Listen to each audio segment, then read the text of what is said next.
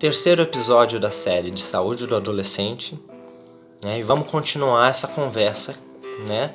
É lógico que eu estou falando mais do que ouvindo, mas coloquem aqui seus comentários, suas dúvidas, suas perguntas, que esse diálogo vai rolar, essa conversa vai ser produtiva, tá bom? Coloquem suas experiências aqui para mim, que eu respondo com o maior prazer, tá? Apesar de eu ser jovem também, eu tenho 28 anos, tá?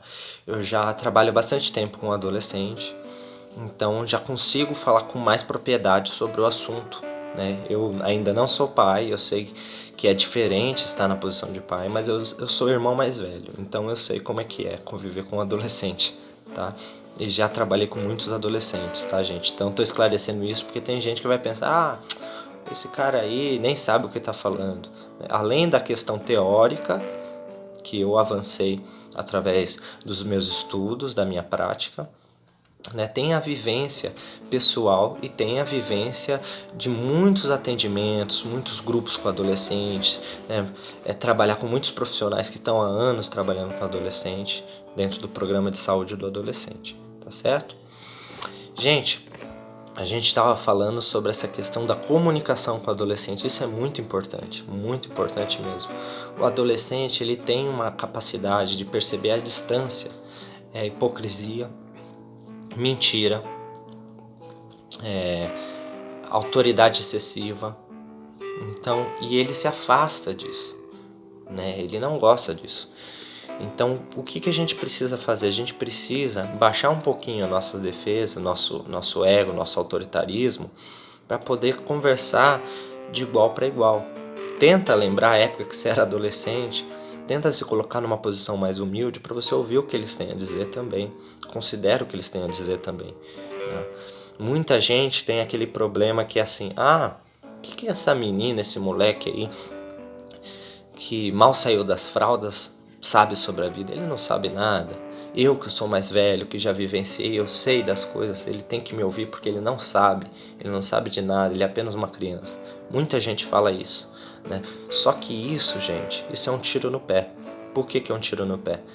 Porque quando você, na sua arrogância, não dá abertura e não considera a visão do seu adolescente, não empodera ele para ele crescer e desenvolver sua própria sabedoria, seu próprio conhecimento, você afasta, né? Cria um bloqueio, uma relação afastada cada vez mais, né? Porque pensa bem, se o seu adolescente percebe que tudo que ele fala, tudo que ele faz é vetado, é cortado, ele não tem espaço para opinião, que ele sempre só recebe bronca, nunca recebe elogios, você acha que ele vai contar para você quando ele fizer alguma coisa errada?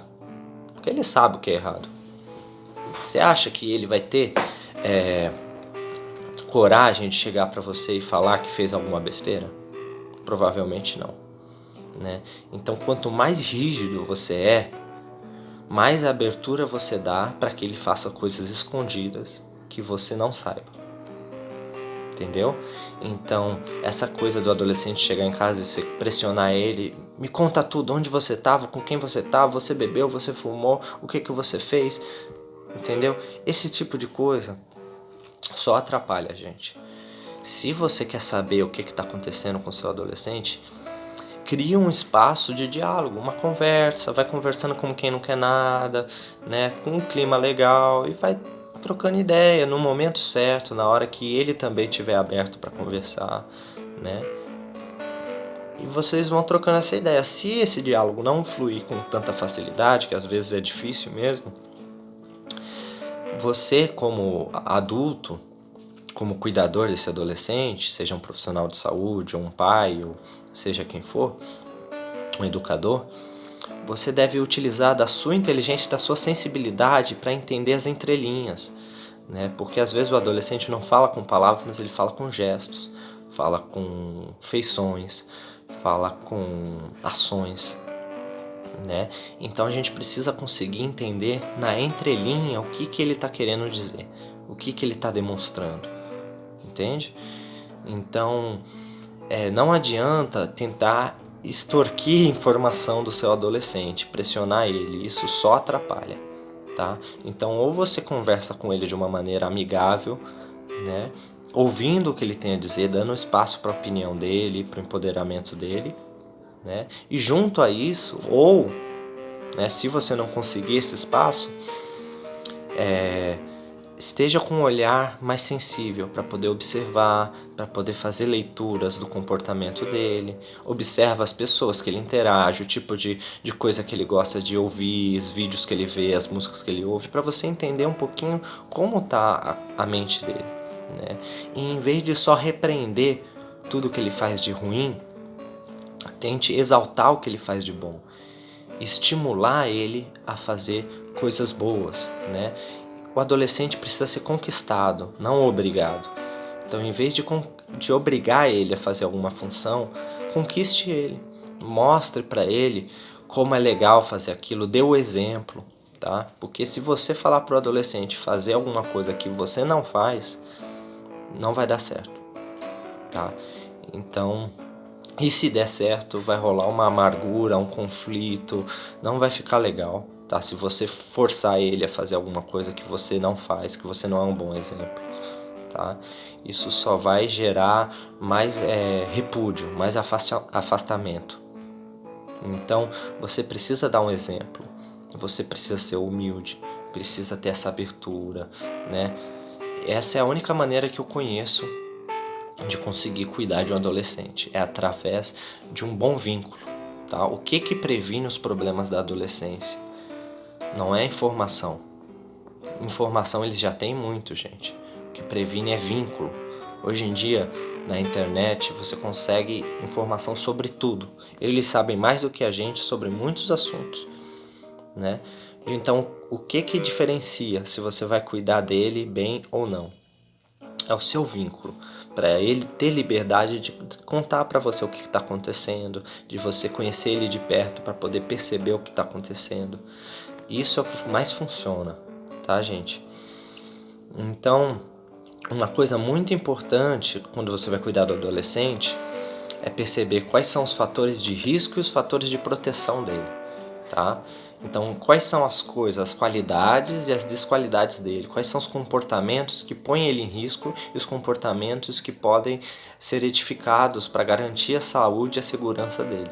Por exemplo, vou contar um caso hipotético aqui, baseado na minha experiência. Um adolescente que vai bem na escola, tira boas notas, é dedicado, tem uma boa relação com a família, conta tudo o que acontece com a família, tá? É tranquilo, sabe? Isso são pontos positivos, né? Um bom vínculo com a família, que estuda bastante, isso são coisas importantes, né? Então são coisas que devem ser estimuladas. Porém, uma pessoa que fica muito tempo sozinha, nunca sai com os amigos, só sai com a família. Uma pessoa que tem dificuldade de falar ou lidar com emoções. Uma pessoa que você percebe que não se relaciona tão bem, que nunca teve um relacionamento amoroso, né?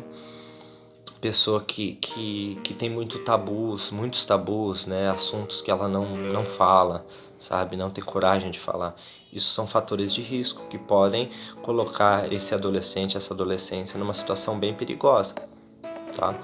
Então, gente, quando a gente fala de saúde do adolescente, a gente está falando mais de questões de educação, de socialização, de vínculo, do que de doença.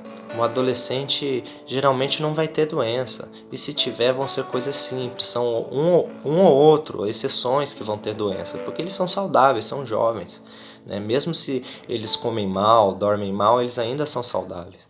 Então, para a grande maioria dos adolescentes, a melhor maneira de cuidar deles é através do afeto, é através do vínculo, do olho, da escuta, né? Muito mais do que ficar fazendo um monte de exame e passando um monte de remédio, tá?